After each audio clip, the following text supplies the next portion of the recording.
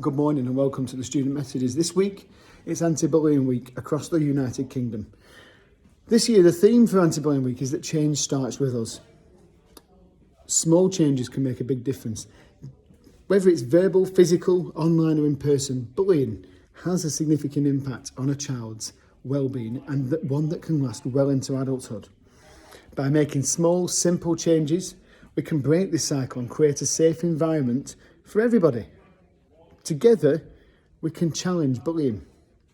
Change starts with a conversation.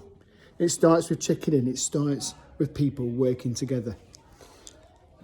The Department for Education published some statistics on bullying back in 2018, and what they reported was that over 15% of all students in the United Kingdom reported being bullied at some point.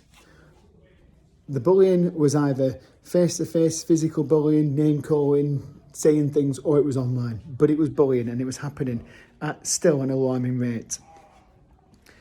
This worries me more because back when I was in Year 7 in 1995, a long time ago now, I got bullied. When I started high school, one of my best friends from primary school was in my form. He knew everything about me, knew where I lived, he knew about my family situation, he knew that I lived in a council house, that my parents were divorced and that I was on free school meals.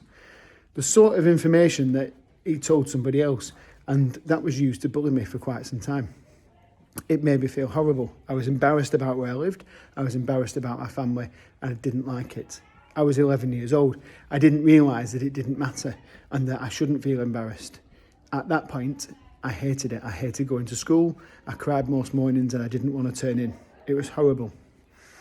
I got through it, not because anybody really helped me, but because over time I realised that it didn't matter. But it took me a long time to realise that, and it shouldn't have taken that long. Nobody has to suffer in silence. A small conversation can start the change. So I've got some things for you to think about this week. Number one, are you being bullied? If you are, have you told somebody about it? Have you spoken to somebody? Have you asked for some help?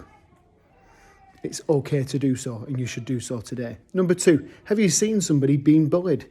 Maybe not in school, maybe it's outside of school. Perhaps it's where you socialise in the evenings. Maybe it's something that you do at the weekends. But have you seen bullying happen? And if so, what have you done about it? Have you reported it to somebody? Have you told somebody that you're concerned about somebody else? You have a duty to do so. It's not snitching. It's looking out for somebody and making sure that they're okay. And my final question is, have you bullied somebody? Have you said something mean about somebody, to somebody? Have you hit somebody? Have you said something online about somebody?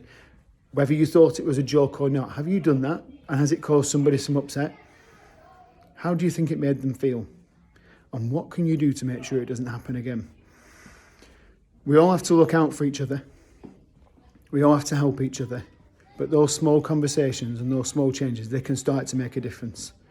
This week, in the student messages, each day there'll be a thought for the day or a video or something to get you thinking about bullying and thinking about the ways we can make things better for each other.